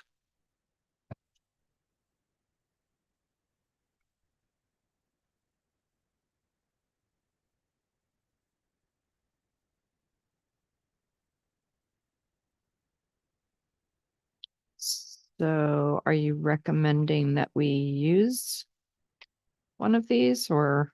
I would almost recommend that I would recommend that you delete it because I don't know how Delete to it. fulfill Yeah. that. Okay. Because I think the flexibility again is there in with the CUP more so than an other alternative would have been if you made it by right and Yeah. had stricter standards for it. And then for those instances where they can't meet something in the by right, they had the relief valve of the CUP, but we're going to go straight to this conditional use permit. So I think the flexibility is there. And for the first one or two, you may just want to keep it in the CUP. And then if you find that there is a need for an alternative, let's say somebody comes up with this fabulous flat roofed thing that we hadn't thought of, and it doesn't have overhangs and it doesn't have the doors are sideways instead of vertical. It's gonna be And you think, amazing. oh yeah, we should have, then we rewrite it for the next time. They're gonna make hobbit homes. Well, maybe in Round Arizona or doors. Santa Fe. I mean, that's appropriate for the area and the neighborhood and that makes sense out there, but I can't see it happening right. here, but. So is everybody okay, at least for now, deleting alternative site design? Yeah. Yes. And then maybe that's a consideration after we go through one or two, if we ever go through one or two and then reassess that part of it. Have a miscellaneous section here, just try to go through at least quickly and see other standards or other items that may have been in other codes, that we weren't necessarily included in this Winchester sort of structure. So just to go through for fences and walls standards from shoreline there, and I can't remember how many of these I have. I've got a few. So for fences and walls in particular, now mind you, we already have fences and wall sections in the regular part of the code. Residential areas can have fences up to 7 feet in height, and you can go over that with a conditional use permit. But here for shoreline, for what it's worth, front yard fences and walls located within the required minimum front yard setback shall be a maximum of 3 feet 6 inches high and shall be no more than 60% opaque. Sorry, I read that too quickly. Front yard setting. So within the required minimum. Now I'm wondering why I included this. I think one of these, it was more about the internal fences being no more than 3 feet in height. So that 6 feet on the exterior, but your separation between your front yard and the common space, maybe there's a maximum of 3 feet there so that we don't have an individual homeowner all of a sudden blocking off and not being want to be a part of this community. Yeah, I That's- like Mhm, this, I do Yeah. too. But the Except- Falls Church is probably what I'm thinking. Thank you. except for B. Yeah, I don't like. That's a required, so maybe that's not so good. Yeah. Yep. But the other, I think Mhm. Agreed. specifying the materials too. In this case, I do think that's important. Yeah. No razor wire. So shoreline, okay, except for B. It's good. And I've got to go back. and- Actually, can you, I couldn't quite, I wasn't quite sure how E would happen. A fence on top of a retaining wall? Sometimes you have retaining walls just because you have the difference in slope Right. and you put a retaining wall down So then this Then fence would be on on top top. of or set back from the wall, right? It wouldn't actually be on top of the wall. I think No, they sometimes put it they're on on top top. of the wall, yeah. Really? Yeah. Like, you know how you Like have. built into the yeah, or cement or stone whatever. Brick, and then they'll Okay. add the fence on top. A lot of New England has that. Okay. Look. So they are just specifying that where you measured that from. So you're measuring it from the top of the wall, not the bottom of the Okay. wall. And then you're getting penalized for whatever the wall height is. Mhm. Okay.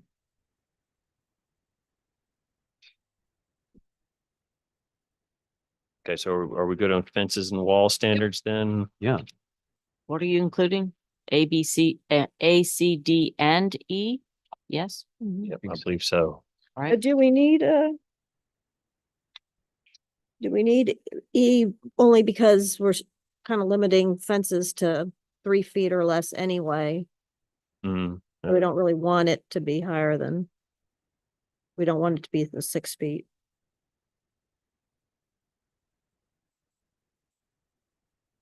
But if it's sloped off in the back, Yeah. oh, I see what you're saying. Oh, wait. I see what you're saying. So Not referring to front, is it? Specifically? the overall height of a fence located on a wall shall be a maximum of 6 feet. So your retaining wall is 5 feet, and then you've got another 6 feet above that. Potentially. Am I The reading that overall height, correctly? it would be 6 feet total. But I'm just But saying. it says the overall height of the fence located on the wall. So you're talking, so it is, it's like, here's your retaining wall, starts at 5 feet or whatever here, and then you go up 6 feet, so that's 11 feet. Yeah, I was reading it as about total, but yeah, I can see that. We already have sort of exterior wall heights again in residential zoning districts of 7 feet. So I think what Leslie may have been getting at in E is, do you need it at all? Because in the earlier sections, you're talking about front yard fences and other things that are only 3 feet 6 inches high. And in B specifically deleted that talked about a 6 foot tall fence or wall. So if you delete that, then is there even a need for the specifying where a 6 foot tall wall can be calculated based on it being on top of a retaining wall? Thank you, I gotcha. Yes, let's get rid of E, E is not used. Mhm.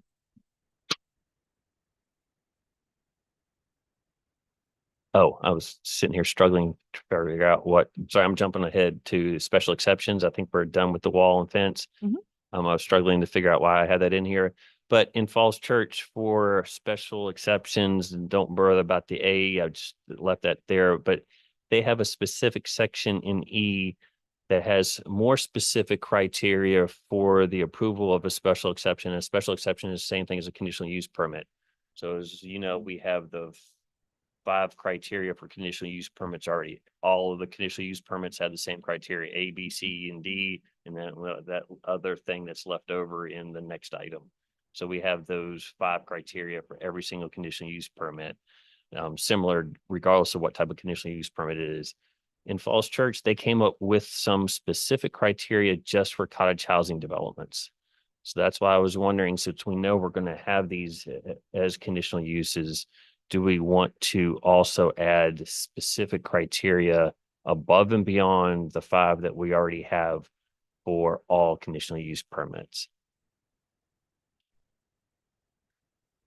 No, The but first I- one, don't worry about. I like the wording of number 4 when we were talking before about Mm. making it blend with the materials blend. That's kind of a good way of saying it. Mhm. The area. or Agreed. The Yeah. neighborhood that Right. it's gonna be put in. So I will say this would be a first because we don't have specific criteria for any other conditional use permit. Having said that, there's no reason why we couldn't do it. Right, and this is a very different thing. It's a very different beast. So I just thought it was interesting because I hadn't seen that before. I don't think we had any other examples similar to that, but it is just a technique, I guess, that you could utilize as additional criteria when these are being graded or reviewed. Mhm. 3 is also Yeah. nice. Sense of community, neighborhood interaction.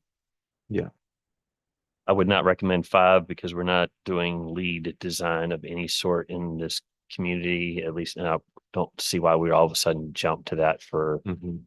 that's also expensive. I don't like them as a additional consideration, but some of the wording for other sections that we've Oh, talked about, it would be the only. okay. Well, let's see. Are we, do we want additional criteria or do we not want additional criteria and just use some of this language elsewhere? I think those are the 2 options that I think I'm hearing. So this would be when we are considering whether to approve the CUP. This would be in addition to the other CUP, the list. Guidelines. As Oh, you yeah. recall, those other Yes. CUP criteria are very high level, open-ended, must be in compliance with the comprehensive plan. There must be adequate facilities available. So do you just want to drill down potentially a little bit more when you're reviewing a cottage housing development and have a few additional criteria? So, Oh, sorry. sorry, go ahead. I was gonna say, so this is sort of like the PUD, PUMD, PDMU. PDMU. But didn't we make like a checklist of things Oh, it's been a while and we to haven't look had one at to that look. maybe sort of fits with this, but But that was a Yeah, but district. it has to come in as like a. oh, it is a district. Plan. Yeah, Yeah. right. So But it's I a- do think we incorporate all these things elsewhere in our, I see them And- elsewhere in what we've Elsewhere. already Right. worked on. right.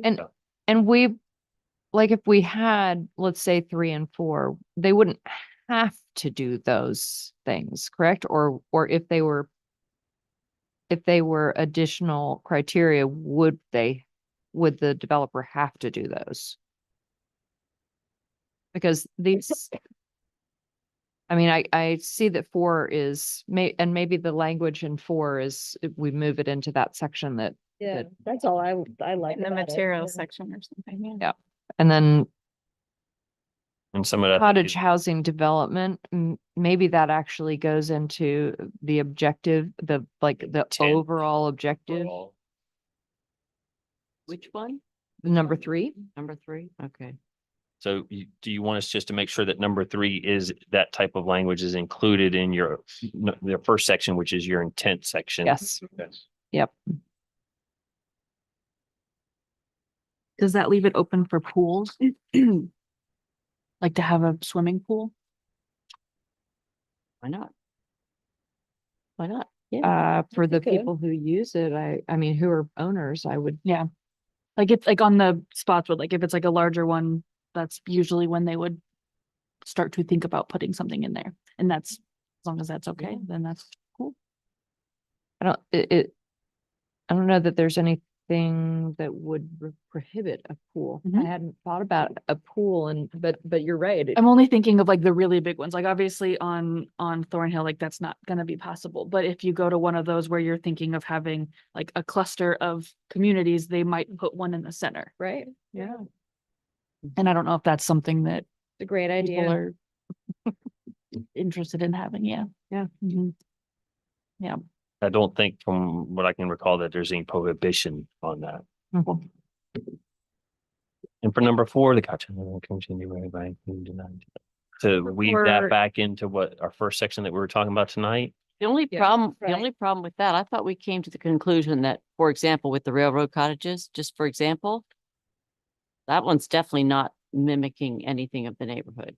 So, but are you saying that within Lexington, this doesn't apply? But maybe down there across from on Waddell, it would apply. How are you going to blend? What are you going to blend it in with? How about if it's a residential neighborhood, or if it's in R1, Right. R2? Yeah. Yeah, then it should provide a visual There's already connection. a neighborhood there, Yeah. yeah. Right, if there isn't. In around the R1 or neighborhood. R2. Good. Good point. Mhm.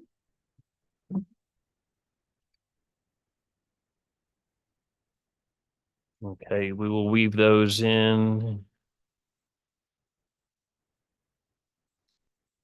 And then the very last one on page 32, shorelines, utility and mechanical equipment section.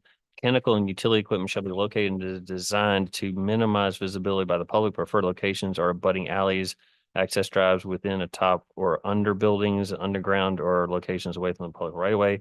Equipment shall not intrude into required common open space or pedestrian pathways.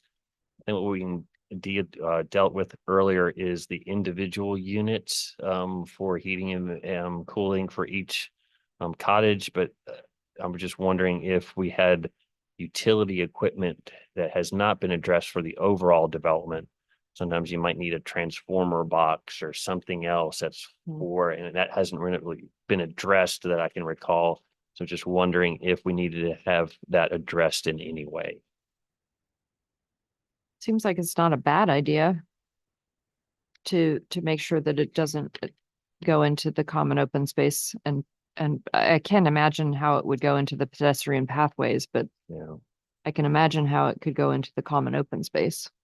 Mhm. And this does say and shall be located and designed to minimize visibility by the public. Mhm. So it is a bit open and it gives some direction when somebody's trying to figure out where to put the transformer. And I can't think of anything else more sort of community needed than individual buildings needed. Yep. If you're okay with that, then Yeah. we'll figure out a place for it. I'm not sure about on top of buildings. Mm. That's the only one that seems a little bit odd to me.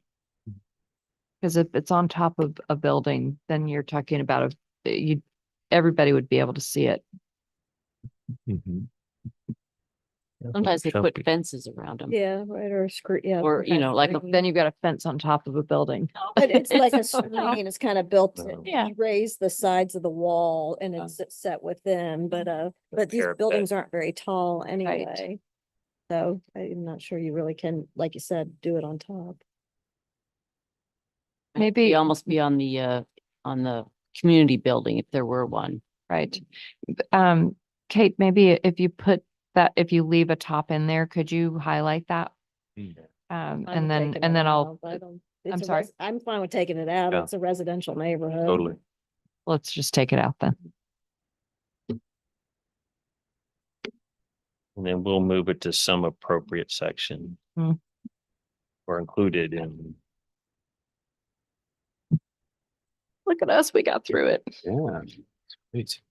And the good news is, don't think I need to get I'm almost a lawyer involved, an architect involved. So I think we're okay with sort of the design features. So that makes it a little bit easier but another point is we also promised once we had this together and we will put this together for your review at the next meeting, which won't be in 2 weeks because there's a holiday. So it's maybe a little bit extra time. But we also said we would send it to Stephen Trent, our building official, and our fire marshal because they haven't seen it. But now that we have a final draft, we will certainly pass it along to them. And then the attorney for review as well. So anything else that you can think to add or? I just have a request. Is it possible for us to get this sooner than Oh, yeah, the yeah, week before? Like, even if it's just, we'll endeavor to do so. yeah, thank you. That would be helpful just to have a little bit of extra time because the holidays are upon us already. Are we ready to move on then? All right, do we need to have public comment? I guess, yes, yeah.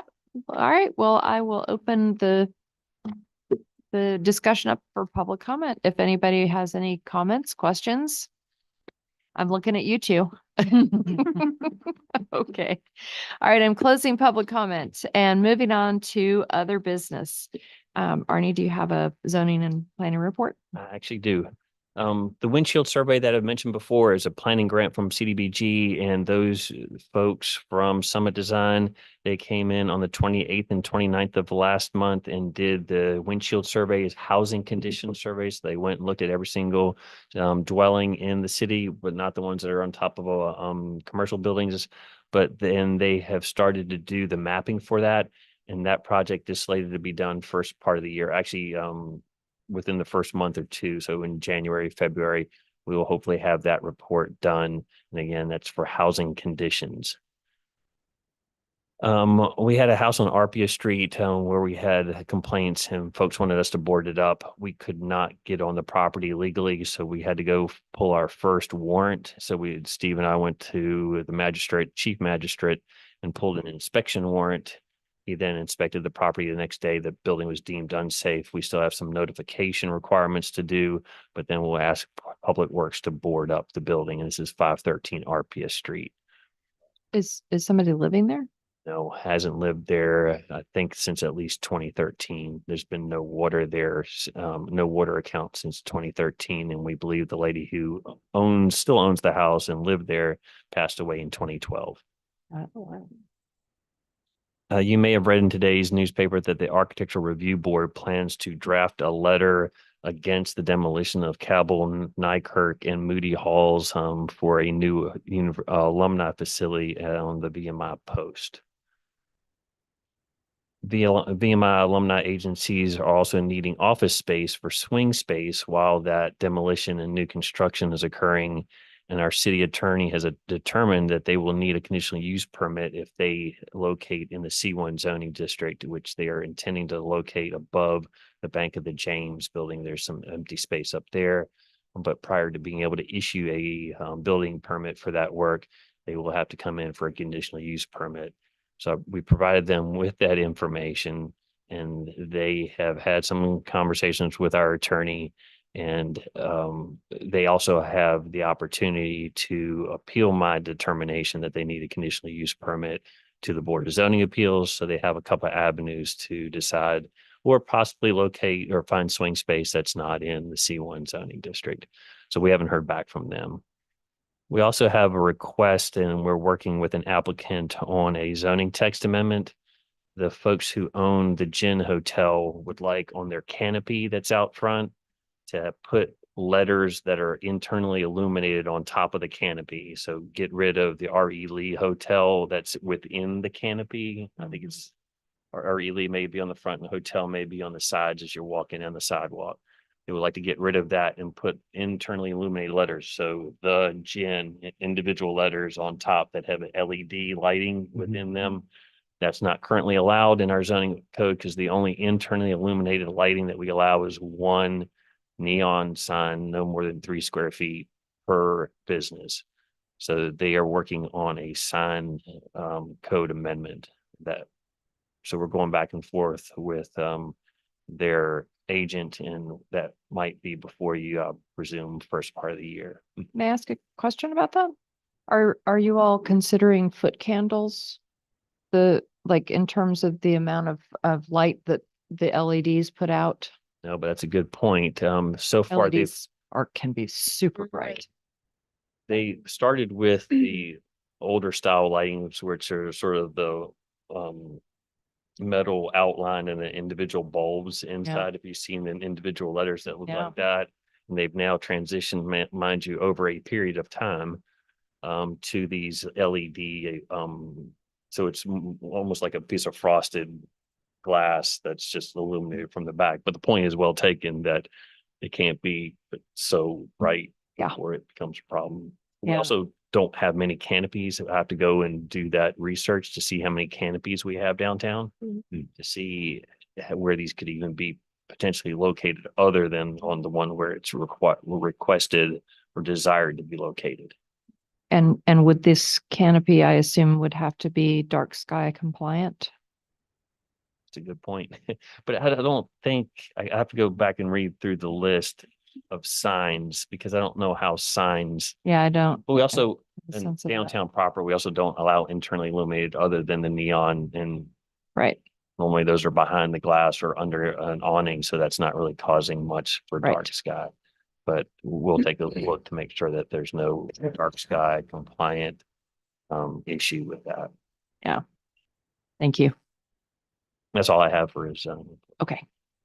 Leslie, do you have a city council report? Yeah, just a short one. We met last Thursday and it was a pretty short meeting, but our more interesting meeting was we had a work session on Tuesday and Arnie walked us through CUPs and then we discussed institutional creep and what we think it is. And I think we gave absolutely no clarity to staff on it. We had a good discussion, but yeah, still not totally in agreement what it is, but I thought we worked through some things. That's all I. And is that something that the planning commission will need to take up at any point? I mean, you know, in terms of what council is working on, is And we weren't working on anything. It was just kind It of a was just a general discussion. discussion. And one of the reasons it came up now is because we don't have anything in front of us. right? So it seemed like a good time to discuss it. Did you want Is to? it safe to say that in your goal setting session or sometime else in the once we get to the new year that you may be talking about creep a little bit more to potentially provide some direction for staff and or planning commission? Probably so. Yeah, we will have a planning session in January. And I think Okay. that's the case. I do think that one of the biggest things was our last CUP came up by surprise and if staff has more of a chance to talk with the applicant ahead of time. Yeah. To try to resolve some issues like keeping the ground floor active and things like that. It could be a much smoother process because nobody was totally against the idea of having some institutional use in town. In fact, we were sort of mixed on should we take out the business administrative facilities use out of that definition or not. We didn't give you clarity on any of that, but yes, we will have more conversations and I think we'll be better prepared if it comes up again. Right. Well, it sounds like it's gonna come up again with this VMI thing. Yeah, it'll be interesting. with Moody Indeed. Hall, which is right around the corner, I guess. Perhaps the blessing there is that's going to be a temporary request, I Right, think. I right. believe that they're only asked for a certain Sure. number of years while they need the swing space, while the construction is finishing up. Right. Right. All righty. Well, we are at the end of our agenda. I move that we adjourn. Second, And all in favor? Aye. Any opposition? All right. I gavel us out. Thank you, Well- everybody.